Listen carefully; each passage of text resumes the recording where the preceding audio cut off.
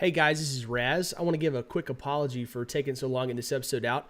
I actually got called out of town for a week or so doing a project down in the Houston area, and being gone without my recording equipment kind of got me behind the eight ball on this. So it's a long time coming, about a week and a half late, but this is a good interview with my buddy Luke Macias, and it's a longer one, so it gets you a little bit more for your money, I guess.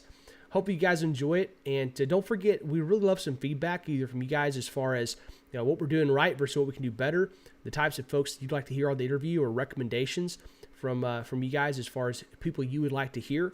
As you can tell, I've got a lot of folks on here that I've been having that are longtime friends of mine and that are expert political operatives, but I don't want to just stick to my friend group. I want to be expanding and getting more folks on here that you guys want to hear from, and I'm happy to go try to find some hard-to-reach people if you guys are interested in hearing them. Make sure you go like us on Facebook, follow us, and subscribe on iTunes, and would love a good rating. Give us a good 5 stars if you have the opportunity. So you guys have fun, and I will be back with a new episode next week. This is the My Campaign Coach podcast, where we talk about how to win elections. Every week, we let you hear straight from the best consultants, operatives, and candidates in the game, all for one reason: to help you win. For more information about how we can help you win, visit mycampaigncoach.com. Now, here's your host, Raj Schaefer. Welcome to the How to Run for Office podcast from My Campaign Coach. Thank you to Campaign Sidekick for supporting this podcast. Visit campaignsidekick.vote to find out how their best-in-breed voter contact platform can revolutionize your campaign and help you win.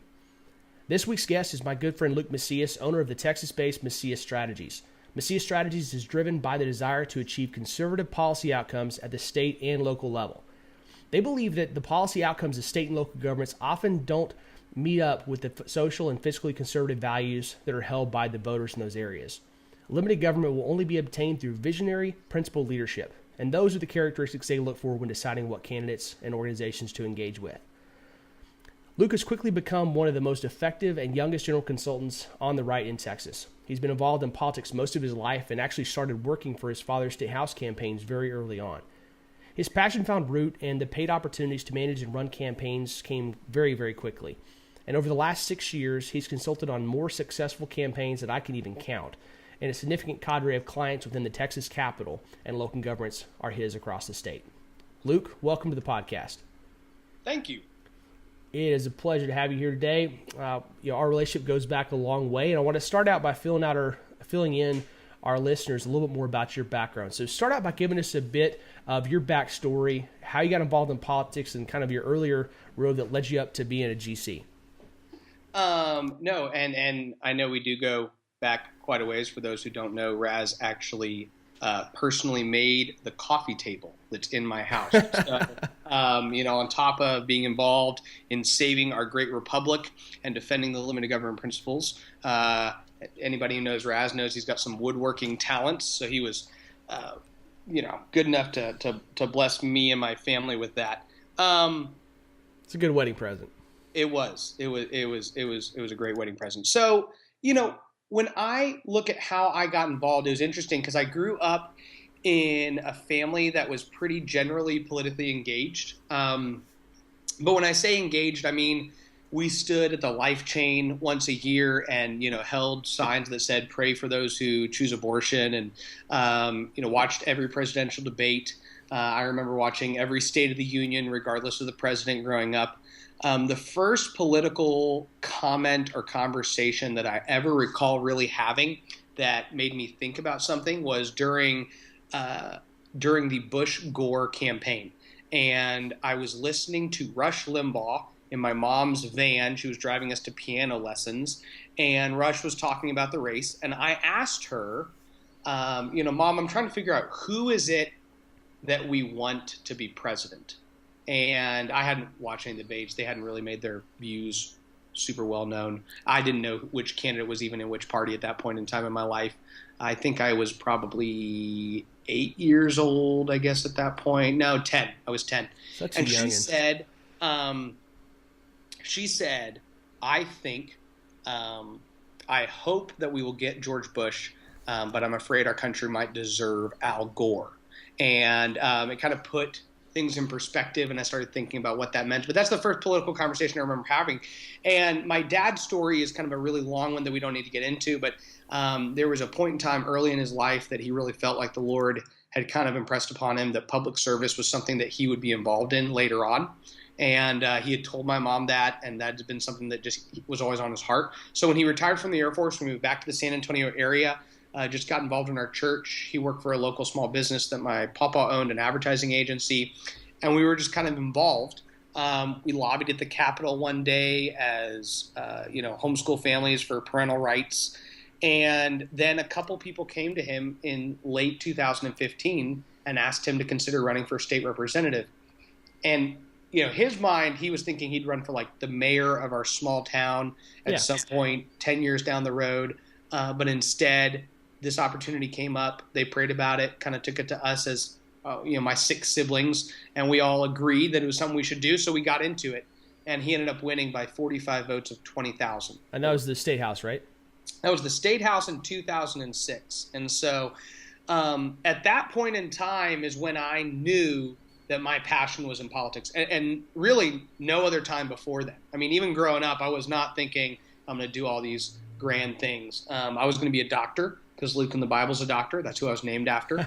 I love it. So that was my plan. And I wrote, papers on gastrointestinal tracts and vestibular organs and all sorts of other weird things, even in middle school. And mom would make me research stuff, and all in preparation for me believing that at some point I was going to be a doctor, which is probably a really good thing I wasn't.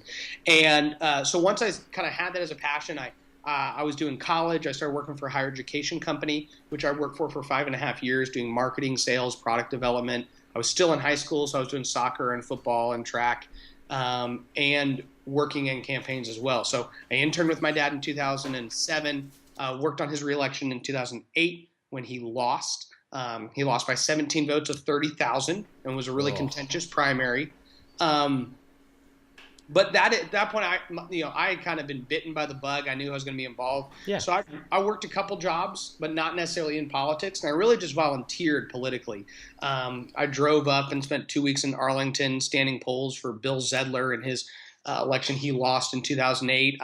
I ran a local city council race in 2009 that I just kind of showed up. And you're probably used to this, but when you show up enough and you've shown up more than anybody else, you start being given more responsibilities. And so I started managing the volunteers, and then I was helping rewrite our literature, and then I was creating a block walking strategy, and then I wrote the mailer, and just kind of got engaged in 2009. And in 2010, ended up running a campaign for the State Board of Education, a re-election campaign of a gentleman who was getting targeted by a lot of moderate establishment Republican people.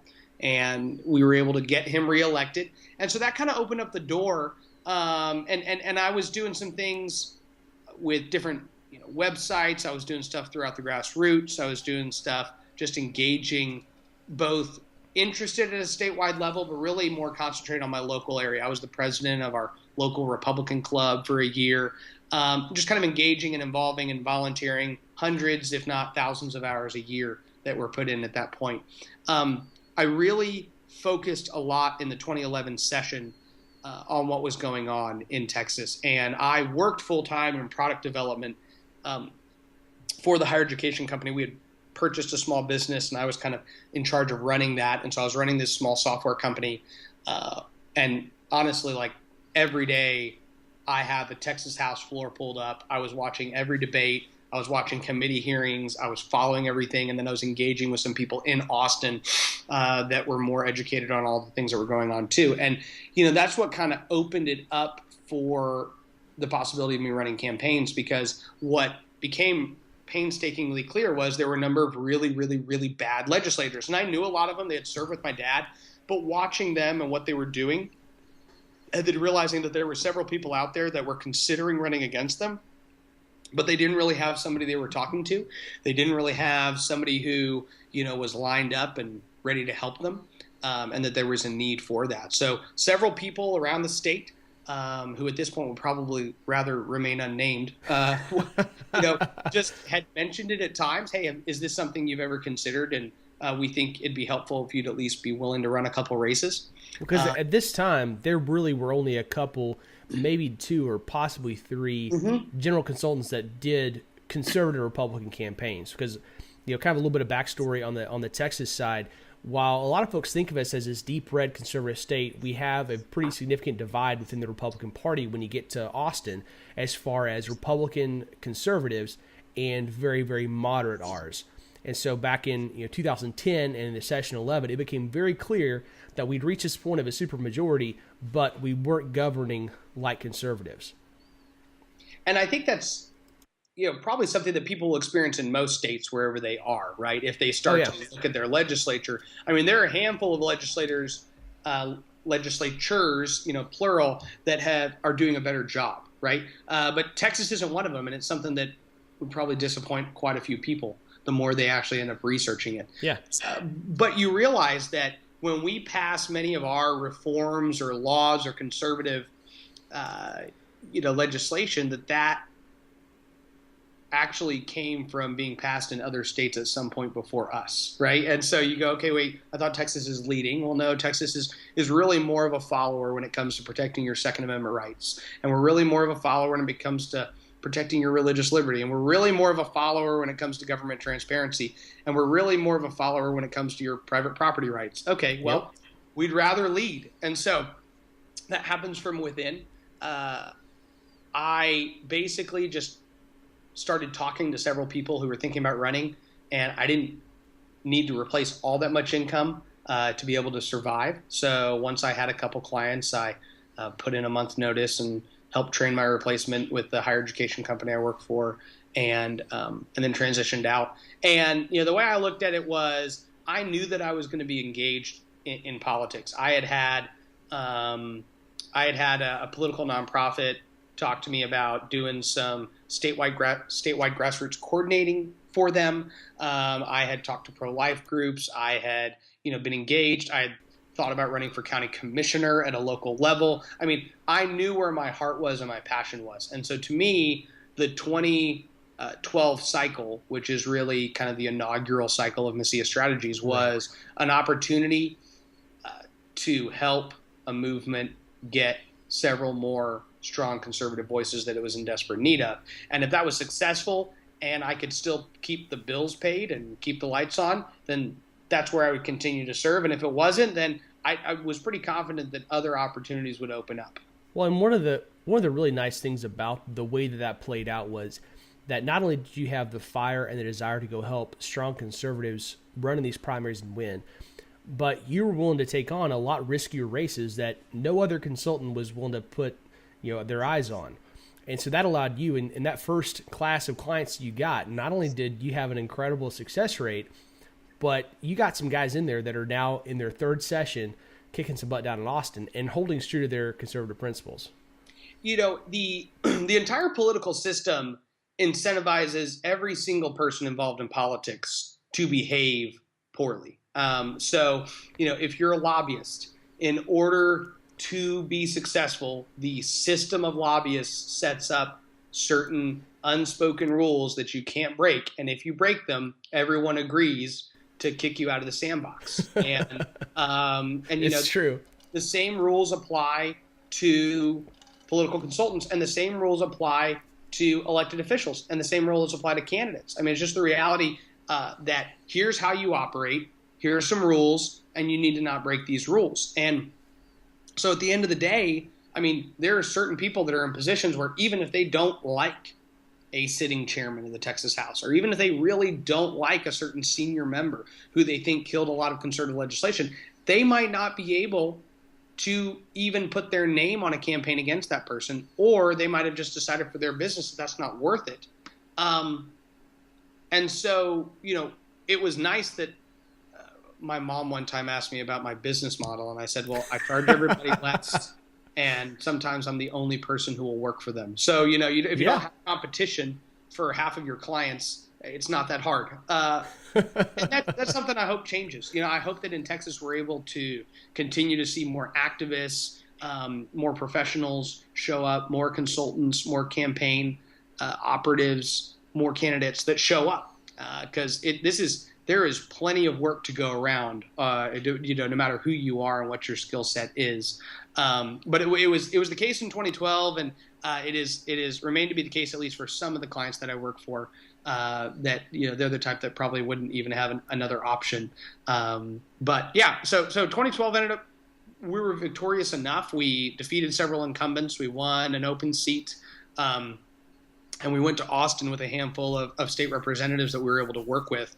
And this is the most fun I have is in the off years when we're actually able to work on legislation, which is, the time we're in now, the time that we're actually able to try to do something, which we say we're going to do on the campaign trail. So the campaigns are a necessary evil. It's part of being a representative republic. But if we could spend all of our time just simply in the halls of the Capitol fighting for the freedoms and the liberties that we hold dear, and trying to expand those for the rest of our fellow Texans, and that would be ideal.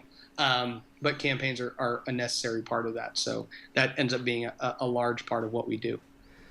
Well, it's a necessary evil, but it's become one that you're very, very good at. And in the years since, that first inaugural cycle in 2012, when you had all these campaigns, you're stable both of candidates and the electeds that you've helped get in there has grown to be a significant number, and to be a pretty significant force in the Capitol. And I think that's when it comes to affecting those policy outcomes that you talk about. They're definitely on their way and actively engaged in making sure that those policy outcomes are conservative and they have an impact here in Texas, and really reverberating across the country, which is where it's really cool to see us actually leading on some of these things. No, absolutely, and we have real opportunities. Sometimes Texas still seems like it's playing catch up, with a lot of other states. But our hope is to catch up and then to pass them up at some point. Yeah, watch out, guys. We're coming for you.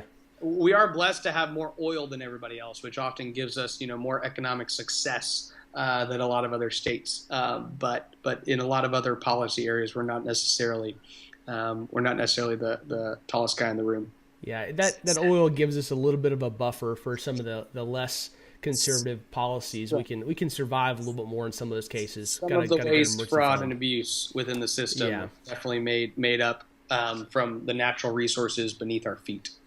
No doubt about that. So let's go, talking about some of those early lessons. You obviously had a pretty rapid trajectory from being, getting involved with your dad's race in 6, and then, only 6 years later, you're running multiple campaigns as a general consultant.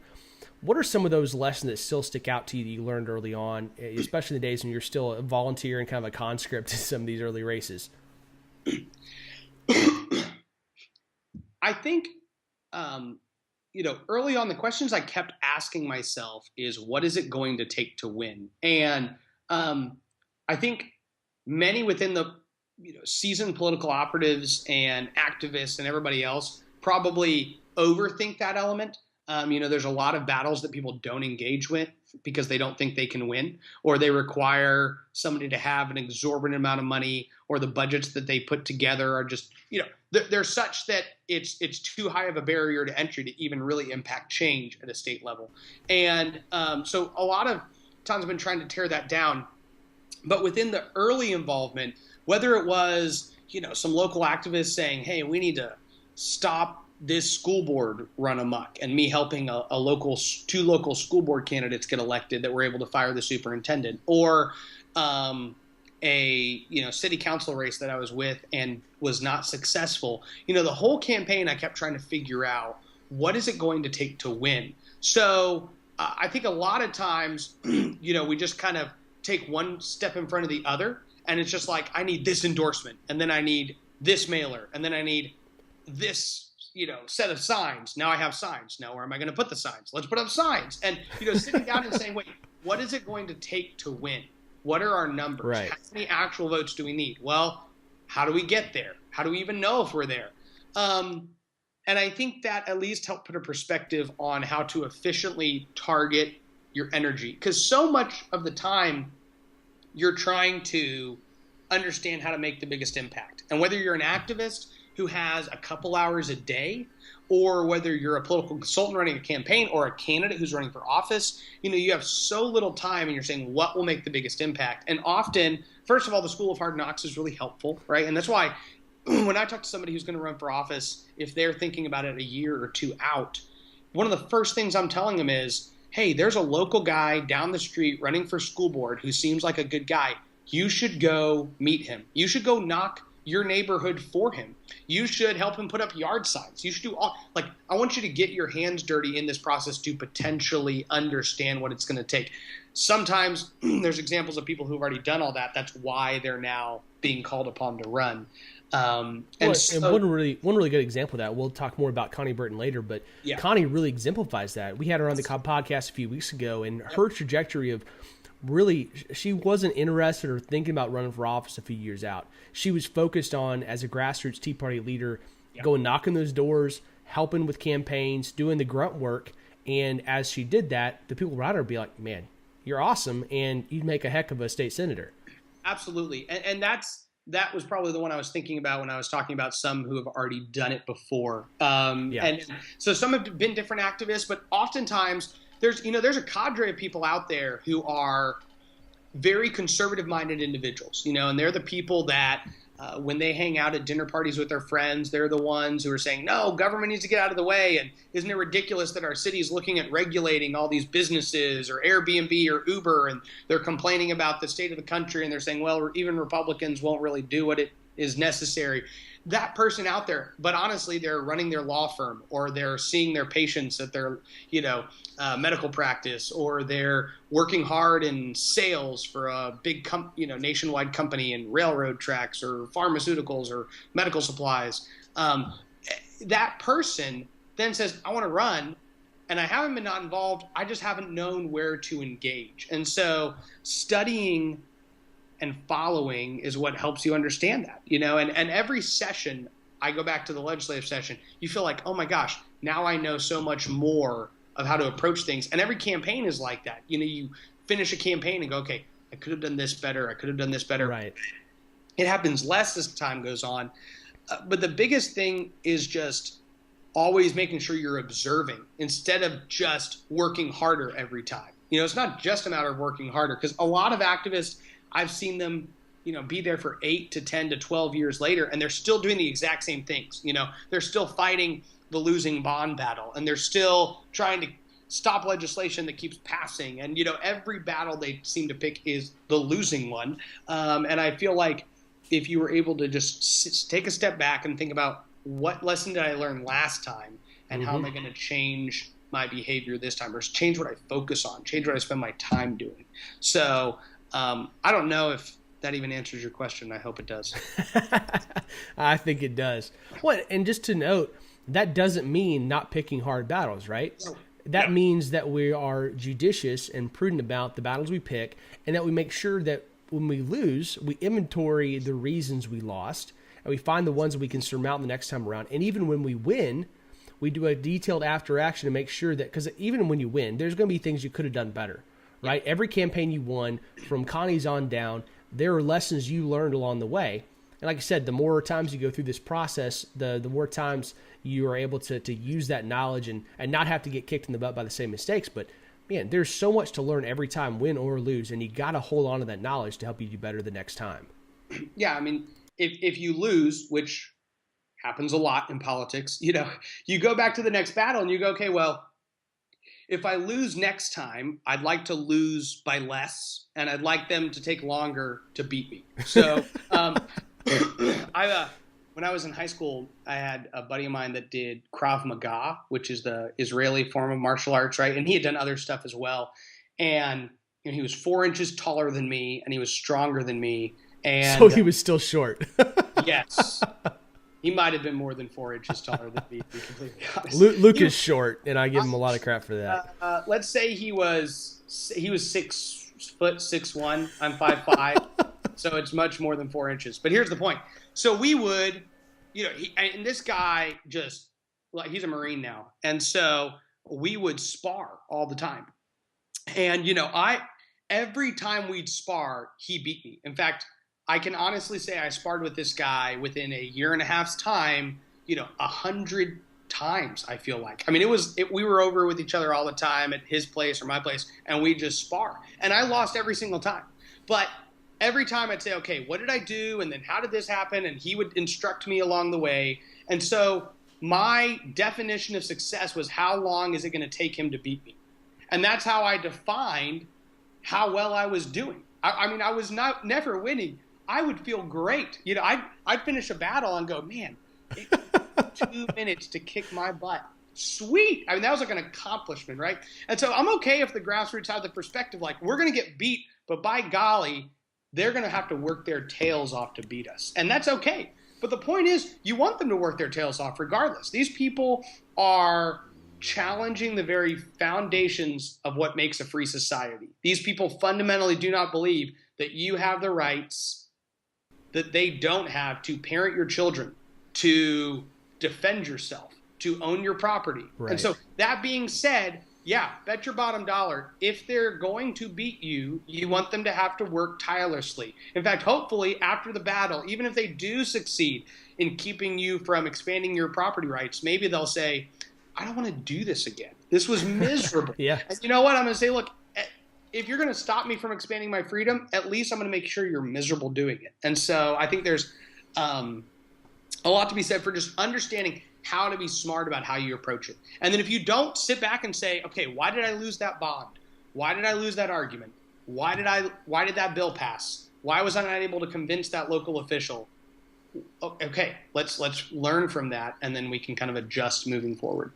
Well, and that process requires a lot of, especially when you're working on it with a candidate that you've worked with, that requires a great degree of transparency and oftentimes pushing back, because I've had more than a few, and I know you have as well, candidates that would be like, well, this didn't work out right, or we didn't win, or whatever, and like, this is why.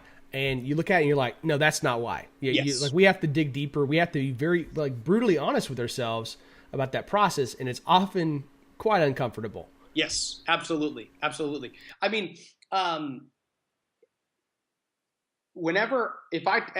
several of my clients, this is probably just good for anybody to know out there thinking about running for office, but several of my clients, I always point out that they didn't win until the second time they ran for office, or the third.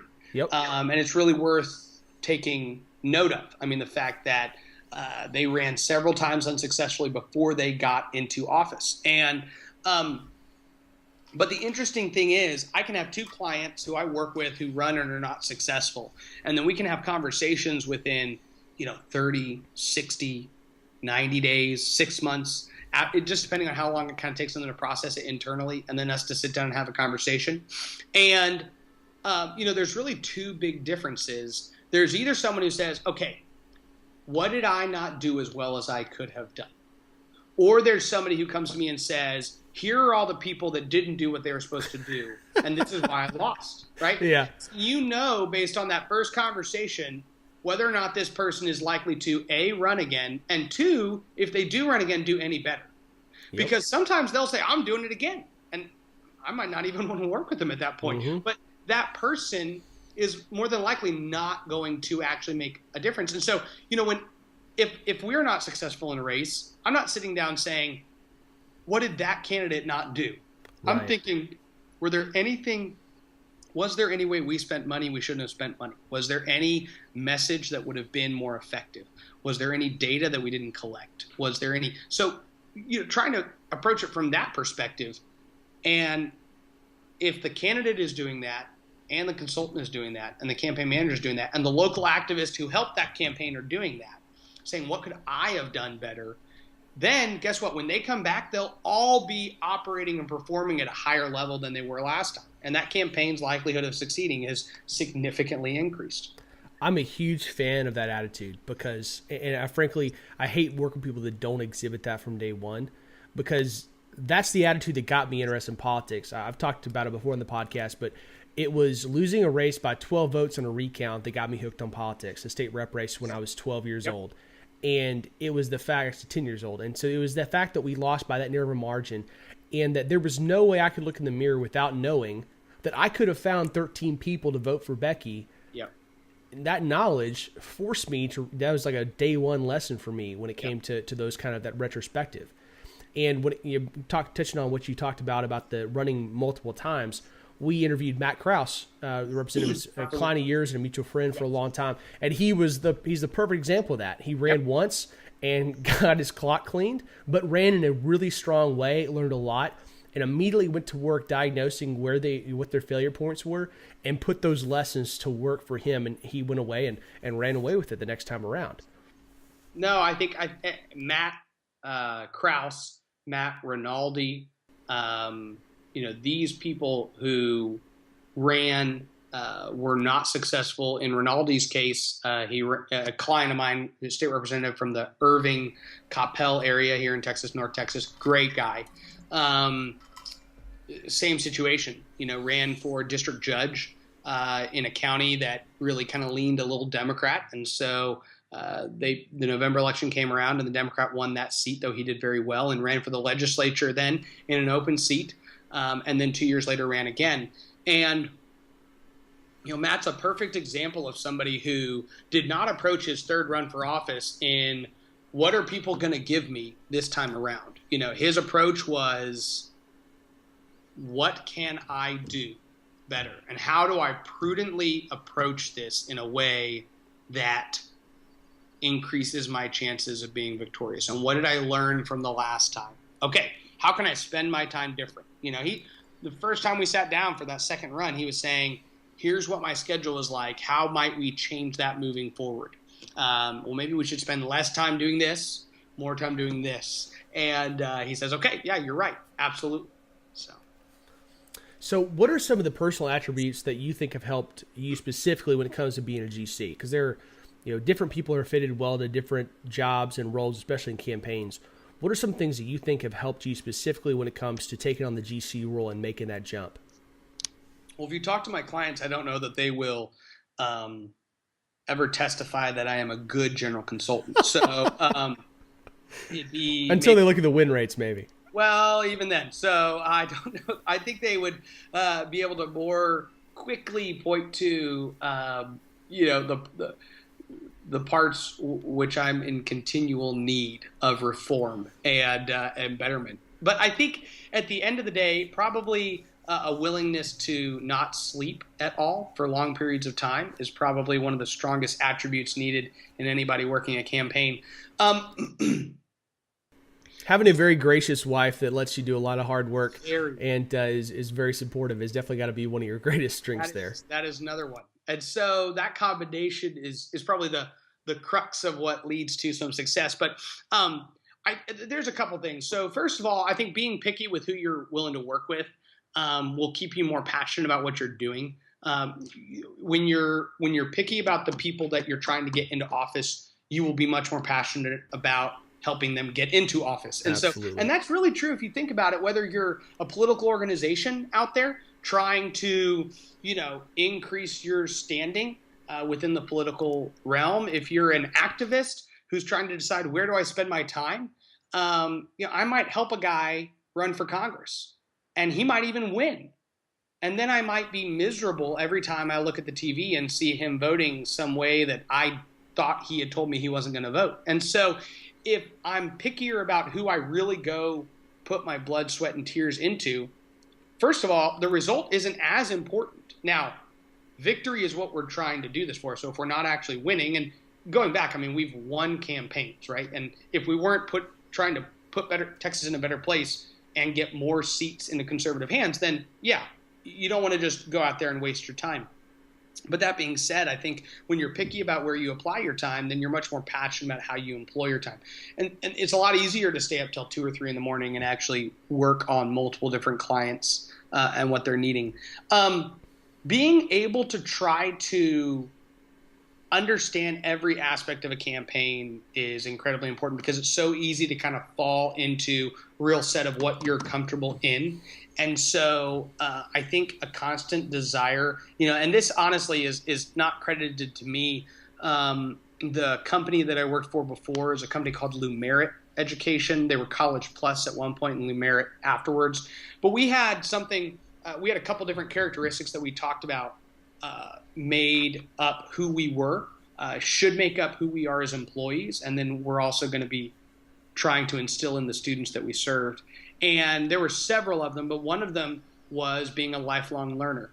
And I think you can attest to this as well, because I know you pretty well. And the willingness to be a lifelong learner is what will actually give you significantly growing skill sets that you can apply to whatever you're trying to do. And a general consultant is just that. It's a general consultant. I mean, if you want to be a pollster, if you want to be doing ground game stuff, if you want to be a campaign manager, yes, you have to have multiple different talents, but you can hone in a specific skill set.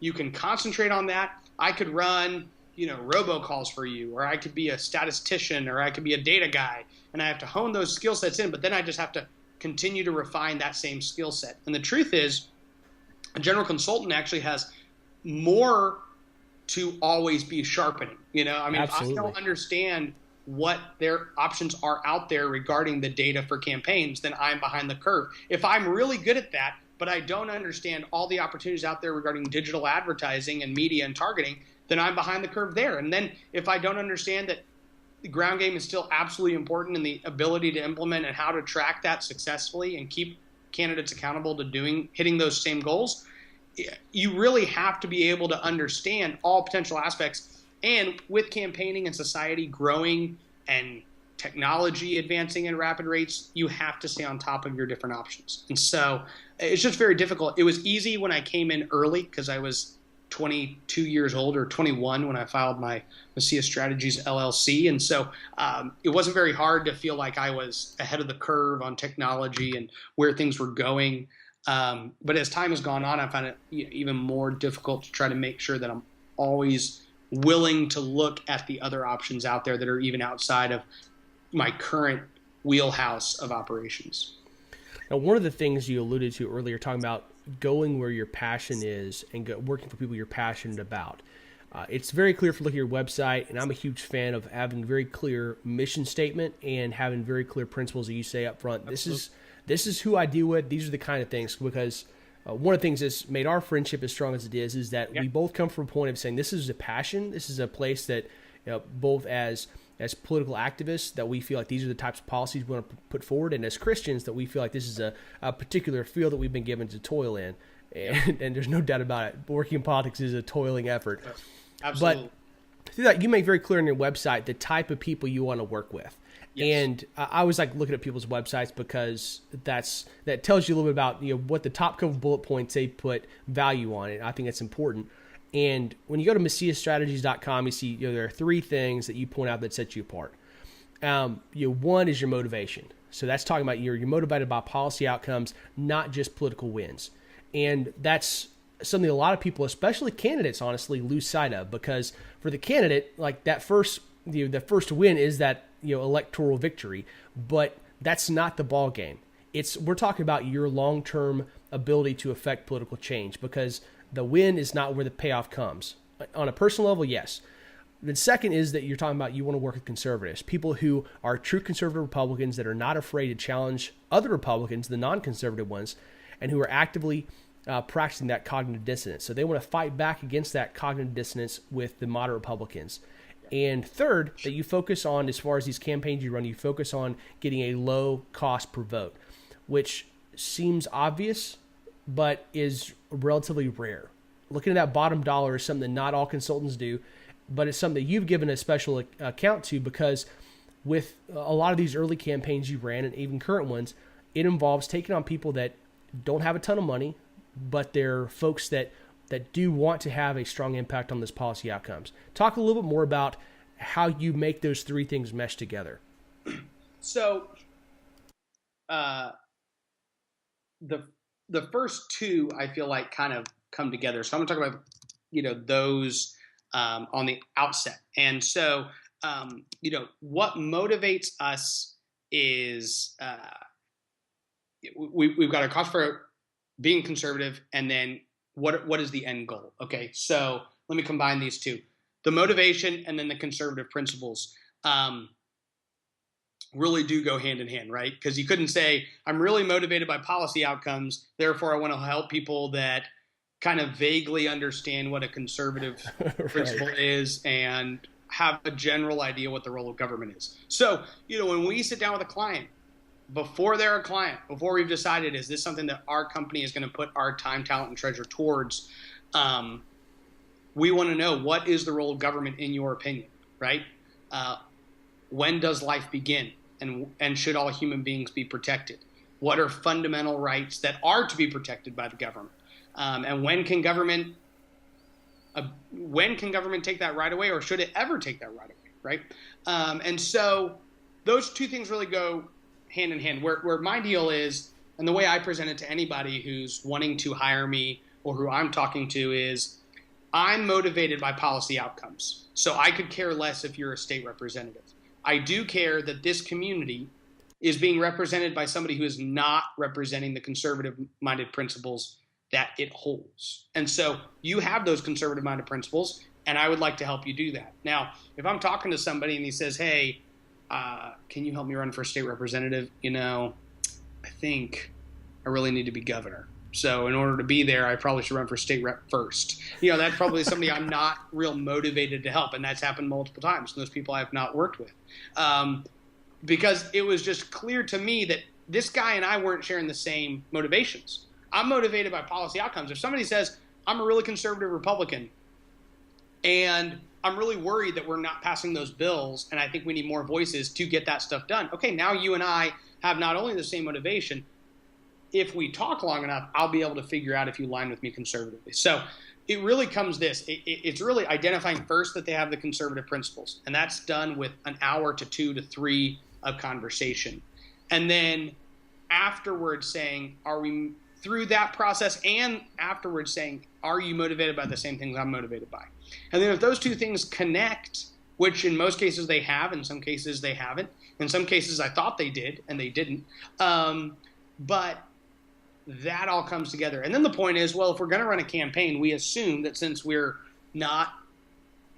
are motivated by policy outcomes and we do hold conservative principles, we're not going to have more money than the other people, almost in every circumstance. Now, there's a couple exceptions that we've been involved in, so it's not like every single time we've run a campaign we've been outspent. But every challenge we've ever run against an incumbent, which we've defeated, which there have been numerous across the state of Texas, we've always been outspent.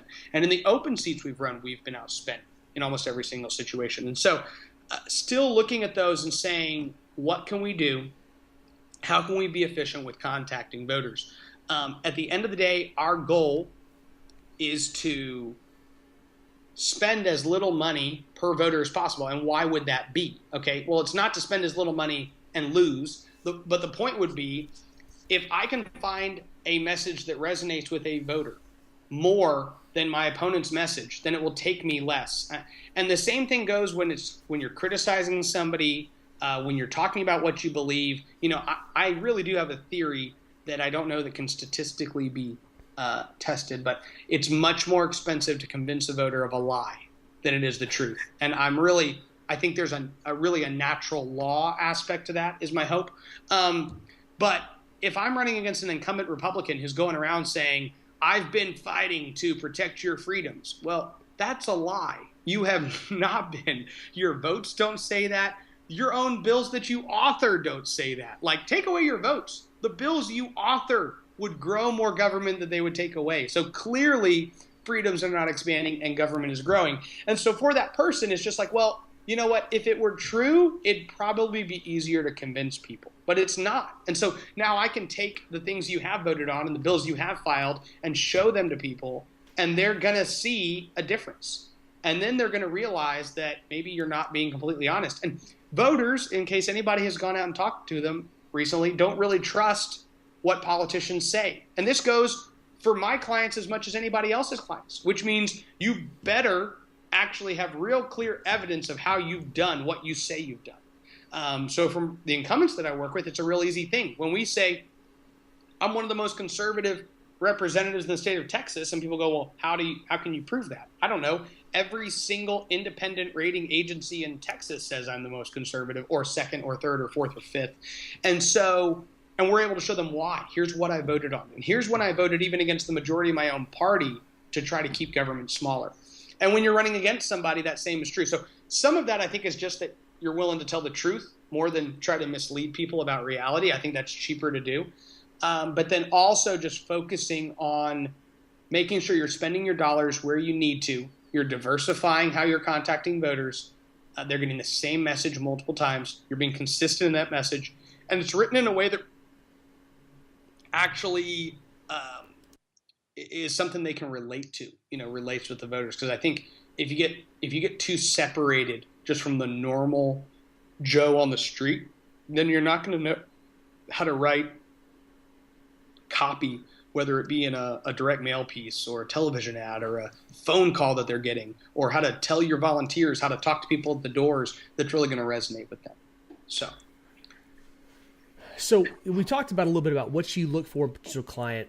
What does, as a GC, what does your regular working relationship look like with these guys? It obviously varies from when you're in session to when they're not up for re-election, but generally speaking, if I'm your client and we're a few months out from a primary kind of working on in, what are you doing for me? What are the services you provide? How do you help me as a candidate? So at that point, if we're several months away from your election day, more than likely, unless it's a special situation, we've been working together for the last 6 months or so, right? So we had sat down as much as possible before that, ideally, or at least a couple months before that. And we put together a budget of what it was going to take.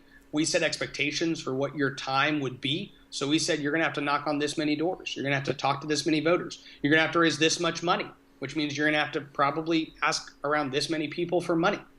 You're going to be going to these events. You're going to be posting on Facebook. You're going to be responding to voters. We're going to email people. You're going to have to email them back. You're going to go talk to them at their door. Then they're going to say they want a yard sign. Then you're going to have to go put the yard sign. So we've kind of talked through all the potential requirements of what you've committed to do. Yeah, you've got a fully built plan that you guys work together in very heavy detail early on. You got your battle plan, order of battle laid out. And we try to set those expectations as much as possible. And but the truth is that campaigns are changing constantly. So you set the expectations to the extent that you can, establish a budget, a timeline, and then say, okay, now we're executing. Now, if we're 3 months away from an election, it means we've been already working regularly, right? We've been talking every week. We know how many doors you've knocked on. We know how much money we have in the bank. We know where we are in regards to our budget. We're probably at that point maybe even evaluating whether we're going to execute the plan that we originally set out or if we're changing it. The truth is 90 days out, a lot starts happening. So at that point, you're saying, okay, do I need more money? Do I even have enough money? Am I even on a path to be able to fundraise what we even set out to fundraise? And if we can't, what does that mean? Does that mean we have to cut certain things? If so, what do we cut? Or do we have to raise more? Is that even a possibility? And if so, how do you need to apply yourself to potentially raise more money? And so we're trying to kind of evaluate those last 60 days is that storm. The goal is to make sure that we are both on board with what's going to happen so that you as a candidate in those last 60 days, when your opponent is attacking you, when people are talking, when the signs are going up, when the pressure is happening, your friends are calling, they're worried that yard signs of your opponent are going up in their neighborhood and they don't see your yard signs and you need to come into their neighborhood and get more yard signs. You're going to have all these distractions that come up. And at that moment in time, are you focused on what it takes to get to the finish line?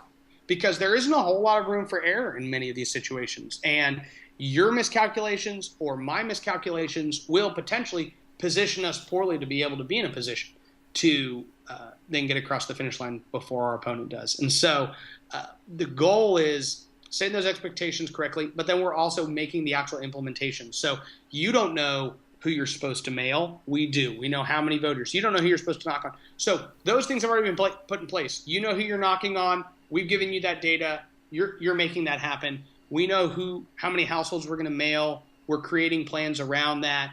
We're designing those mail pieces. We're writing the content for that. We're making sure that our emails are going out. If somebody within your team can't do that, somebody on my team is helping you write emails and helping send those out. We're getting volunteers ready. Many of our races are handled differently. So we try to set up kind of some general parameters that we want to operate in. But the truth is, the different campaigns end up needing different things. One campaign will say, the candidate is just not knocking enough doors, let's say, if that's the problem. And in that situation, I might send somebody from my staff, or I might just go up for a day or two and drive around that guy's district and knock on doors with him and make sure that he understands the value and what he needs to be spending his time doing.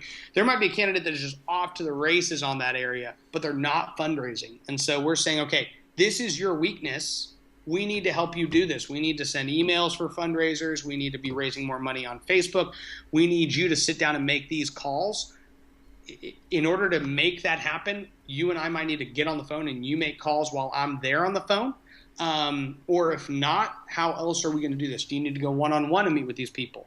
If so, that takes a lot longer, but you need to do it in order to get this support. And so being really honest with the candidate and trying to understand where are they enjoying what they're doing, where are they not, right? Most candidates will spend time doing what they enjoy doing.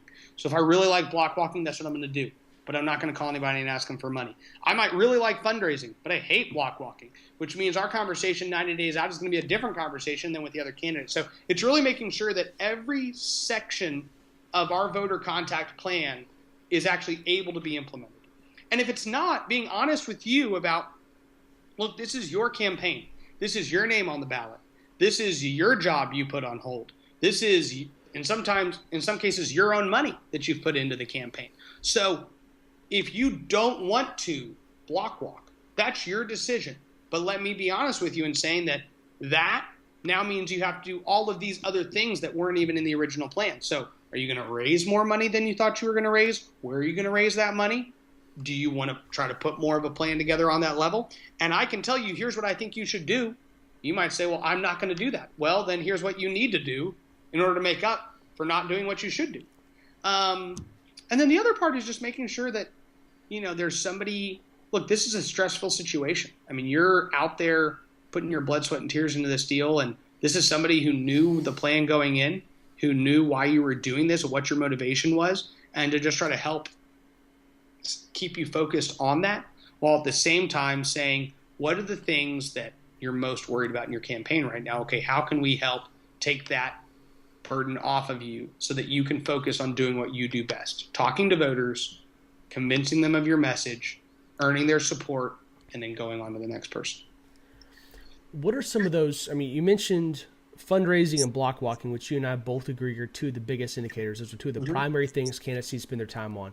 When you're analyzing a campaign, whether it's looking, coming in to help triage a situation or looking from the outside, what are some of the top attributes that you look for to tell you whether a campaign is healthy and on the right rails or whether it's coming off and headed in a bad direction? Well, there's a lot of in between, right? So there's a lot of in between healthy and coming off the rails. Usually if something comes off the rails, it takes a little while to get there, right?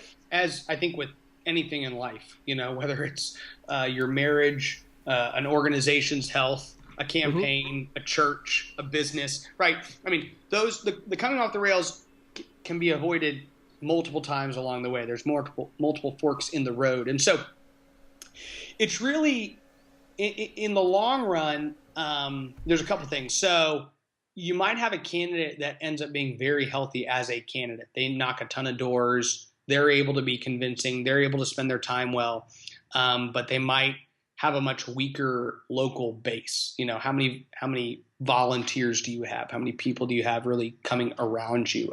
I would say it's kind of a couple things. So we want to make sure that you as a candidate are increasing your voter contact, every single week leading up to an election. We want to make sure that you are talking to more and more and more and more voters. And that you enjoy doing it and that you're actually converting them. We actually look at the conversion rate of how many conversations does a candidate have if they're knocking on a door, which you can use with Campaign Sidekick, and how many are they actually getting to convince them to say, yes, I will vote for you, right? So I might look at one candidate and he's knocked on 1,000 doors and he's had 400 conversations and 300 of those people said, I will vote for you. And there's another candidate who's knocked on 1,500 doors and he's talked to 700 people. He has a really good neighborhood that's all opening the door, but he only got 150 of them to say they'd vote for him. So we're trying to notice all those things along the way. Hopefully 3 months out from your election, you've either identified and we've identified and fixed those problems, or you've just ignored us. Which sometimes happens. If we're 90 days out, we probably should change. I shouldn't be stuck to the 90-day scenario, but that's just the truth. So health is going to have to do with, are you contacting voters regularly? Is your campaign not wasting money? A lot of campaigns are spending money on all sorts of things. Are you being prudent and being patient executing. Are you fully aware of where we're going as a campaign? Do you have your expectations set correctly? When I start talking to clients and they go, I don't think he's going to attack me. I don't think my opponent's doing anything. I don't even think he's taking us seriously. All of these things you go, okay, this is a problem. I'm worried about your mindset, right? Yep. Because you are way too comfortable. You are feeling way too good about this. And that's a problem because comfort creates relaxation, creates complacency, creates potential destruction. And so where are you at when it comes to, is your head in the game, right? Are you concentrating on what's before you? And are you aware that at any moment your campaign could get pretty darn serious? Secondarily, are you contacting voters? Are you converting those voters that you're contacting? Do you have at least a group of core volunteers? I don't care whether it's 8 people or 30 people, but a core group of people that are really dedicated to this on top of you, because that means that there's other people invested in this throughout the community that are trying to get out there and do the same things. And do you have enough money in the bank to be able to at least contact voters at a frequency that will at least have your name ID up to where you're going to be competitive, on election day?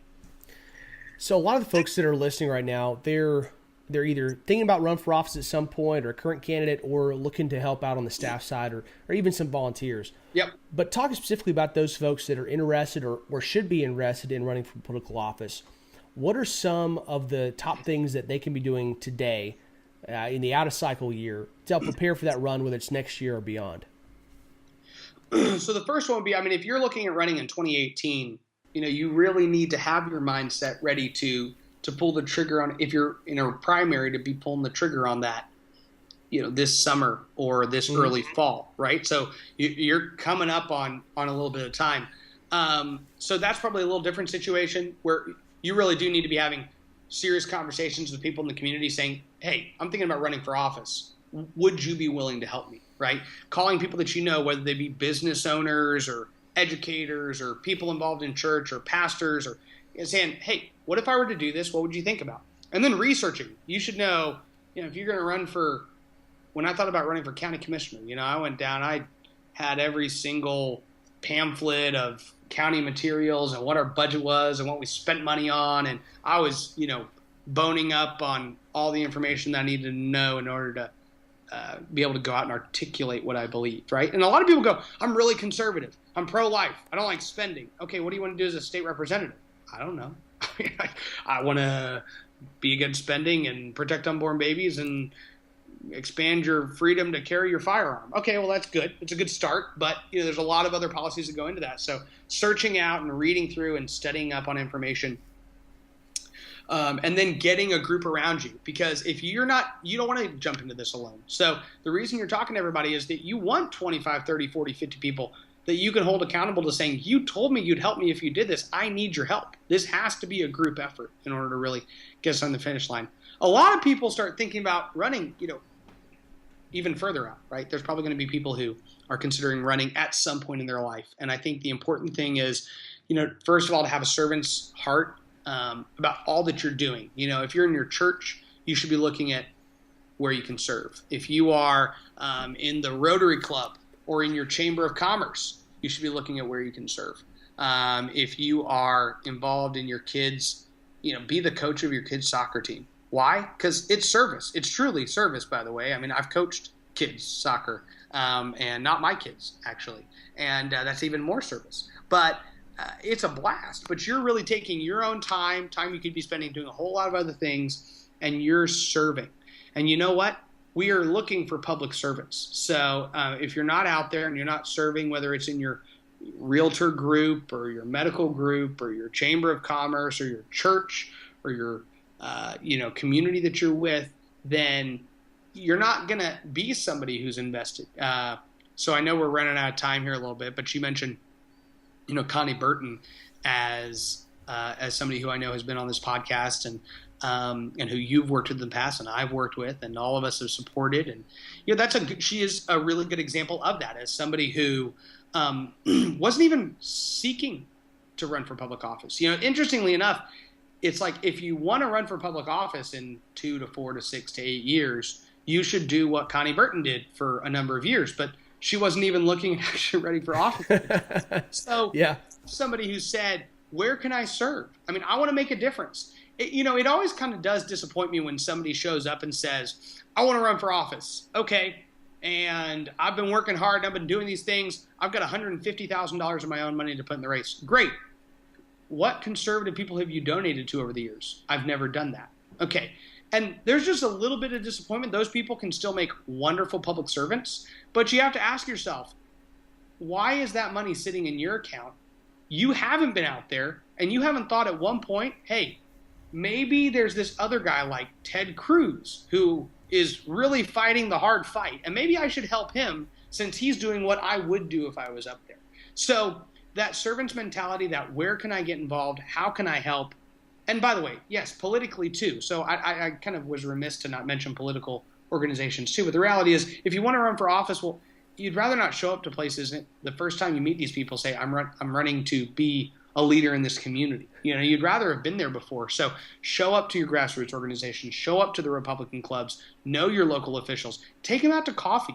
If you email your local city councilman, unless you're in New York City or something, I bet you can get a meeting with him in his office. I bet you can even grab him a cup of coffee and understand what he does and ask him some questions and tell him you want to serve and you're looking to get more involved.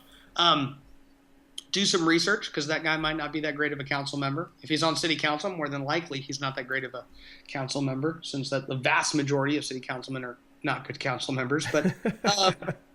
But reach out to these people and have some conversations, educate yourself, engage, show up to a Republican group, and then serve.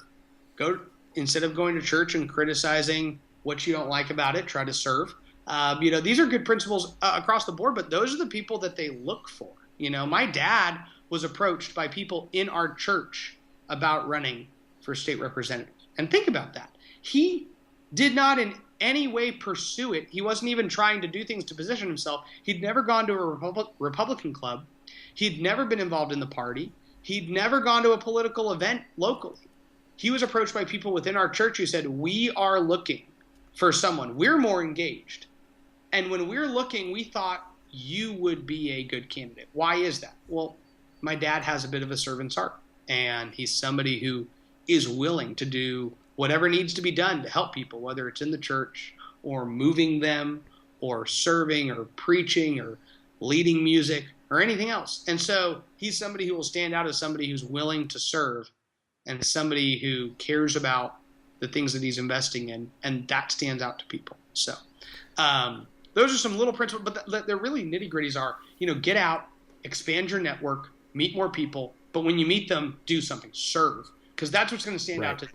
So yeah, network, meet a bunch of people, never eat lunch alone, go to the chamber mixers, go to the Republican club meetings, do those things, but you'd rather not just show up and be, candy on the wall or whatever, some decoration. You'd rather actually try to do something. So I know we're running a little bit long, and I appreciate your time, but I got two more questions I want to throw your way. So you've been involved, especially with all these campaigns, in helping either make hiring decisions or help bring people to your candidates to staff their campaigns and even their legislative offices. And that's something that doesn't get as much of attention as it deserves in a lot of campaigns. Because personnel is policy. Yeah. And that really helps set up a lot of whether you're going to be a long-term winner or whether you're going to be the wallflower. What are some of the things that you look for in those staff, and how do you help those candidates and elected officials find the right people to fill those offices and serve those people? It's a good question. I have kind of a conversation I have with a lot of campaign managers when we're looking at hiring them, and I like to tell quite a few of them that, I've hired a lot of campaign managers and I've fired a lot of campaign managers. Yep. And I have a really easy formula by which you will never be fired as a campaign manager. And it's do what you say you're going to do. And if you mess up, own it, and then don't make that mistake again. And it's really simple. And that sounds weird. Like, I'm not trying to be all self-help in this situation, but so when you're a campaign manager, at the end of the day, you are there to alleviate the burden of the candidate, right? And so in that situation, the interesting thing is every single candidate needs something different. So one candidate might have really good strengths organizationally, and he can keep his budget together, and he can know how many volunteers are going in. He can do all these things, where what he needs, help with is kind of the motivation to kick his tail and say, you haven't done this, you haven't done this, you haven't done this, you haven't done this, right? But his organization is great. Other people, they're going out and they're blowing and going. Like, you don't need to motivate them at all to even go out, to talk to voters, to raise money, to do anything. But the organization behind them is just horrible. So you've got to then fill that void in. Some of them might be good organizationally, might be great when it comes to contacting voters, but they don't like working with people. They don't like managing volunteers. They don't like talking to the activist who's calling them the 20th time to tell them that they need more yard signs in their yard. So you then have to fill that void and be that people person. And the truth is, you might not even know at the start of the campaign, and I might not know what that is that you're going to need to do. So you're going to have a mindset that says, here's what I need to do, and here's what I'll do it. I have never had a candidate call me and tell me, I have a problem with this campaign manager. I need a new campaign manager. If that campaign manager simply did what they were told to do. And what I mean by that is not, this isn't a drill sergeant who's, keeping you busy 80 hours a week and you can never sleep. This is just like, hey, I need all these volunteers called this week. Just make sure to call the volunteers that week. Now, that's like a 5-hour job of your 40-hour week. So guess what? You have a lot of other freedom. As long as you do those few things that each candidate and or consultant are really concentrated on, making sure you reach your deliverables, you're going to be seen as somebody who can be counted on, who can be trusted. The other deal is just being willing to do absolutely anything. The most, I won't name her, but she's definitely the most talented campaign manager I've ever worked with. And, what I love about her is that even when she was managing multiple different people and managing a lot of different details, and juggling the scheduling and the volunteer coordinating and the candidate's time, she would still go out and just knock on 20 doors and, do her part to go out and talk to some voters, or just go to the polls and sit there and talk to people and win their votes. Because she knew that she was part of the nitty-gritty part of the team, as well as all the other aspects that are higher up. And so just having that mentality of being able to do anything and everything, and then not over-romanticizing the job. I run into this more so than anything else, that you have all these people who have watched, one or two campaign, movies, the Ides of March or whichever that one was. And there's total reality. Yeah, House of Cards, and then they've watched a couple other TV shows. There's like a Hulu TV show that's about campaigns. If you haven't watched it, you should. It's just kind of weird. I've seen it. It's kind of like The Office. Yeah, it was entertaining. But like they've watched a couple of those at the time, and then they had this over-romanticized version that they're, as a campaign manager of a state representative campaign, going to be involved in, looking at polling data and assessing where they should be spending their time and doing focus groups, and then, rewriting every word and picking the candidate's tie because they know the color that people trust the most. And, The Good Wife and House of Cards and Ides of March is probably not anywhere close to an equal representation of what it will take. So being able to just take that down to reality and say, I don't care if any of those expectations are met. I'm here to win a campaign. What is it going to take to win a campaign? Is going to be really helpful. So taking out that romanticized version of what it is they're getting into. So last question, if you were to go back to yourself a couple years ago when you're starting all this stuff, what are some of the pieces of advice or one major piece of advice you kind of gave yourself to, if you had to go do it all over again? There's probably a couple. One would be continue to create more systems before you need them. Because we had several victories as the campaign seasons went on, all of a sudden was managing significantly more. And I didn't set up the systems. I think this is probably something I've learned from you and several other people who I think do this a lot better than I do. But when you're starting something, even when it's in its infancy stage, still creating the systems that will be successful as it grows. And that's not something I did. I kind of tried to set out to sail and then continue to build my boat, while we were in the middle of a lake.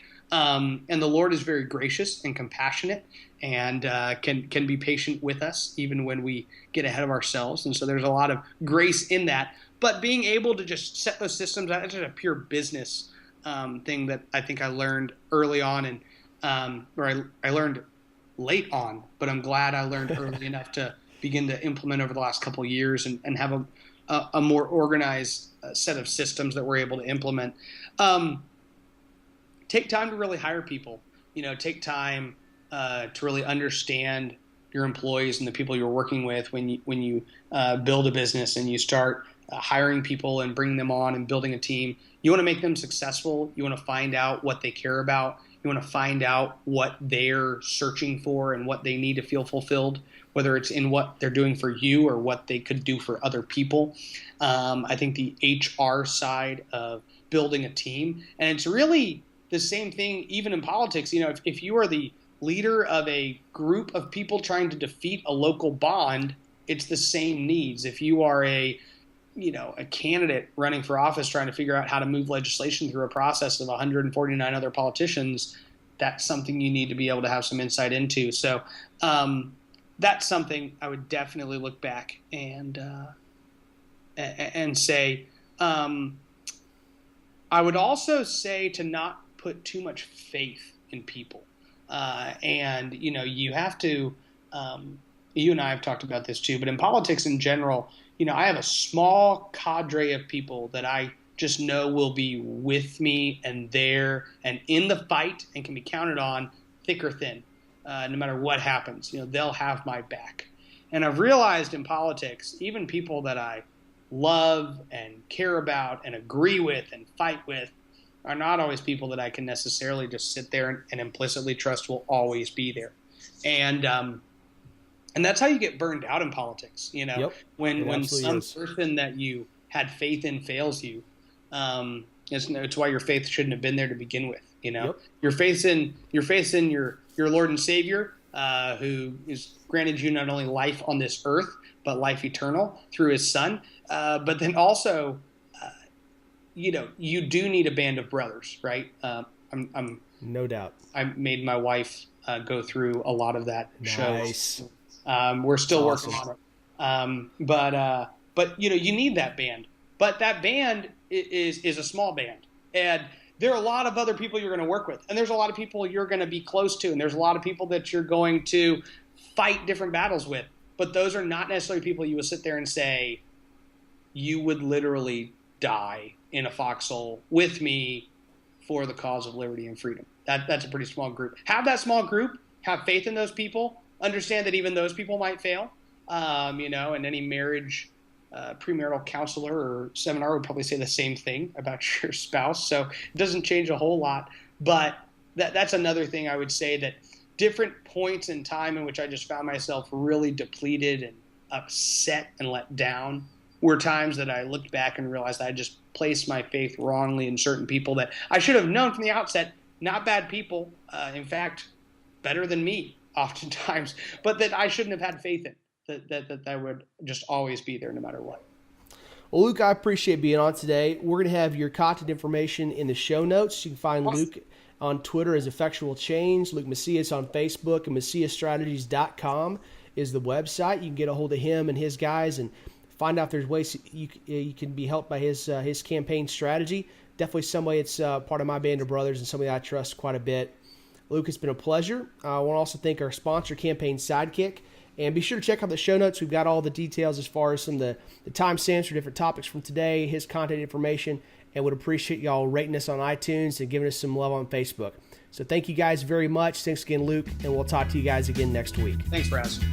Please subscribe and rate us on iTunes to help spread the word. We'll be back with you next week with more campaign insights from My Campaign Coach.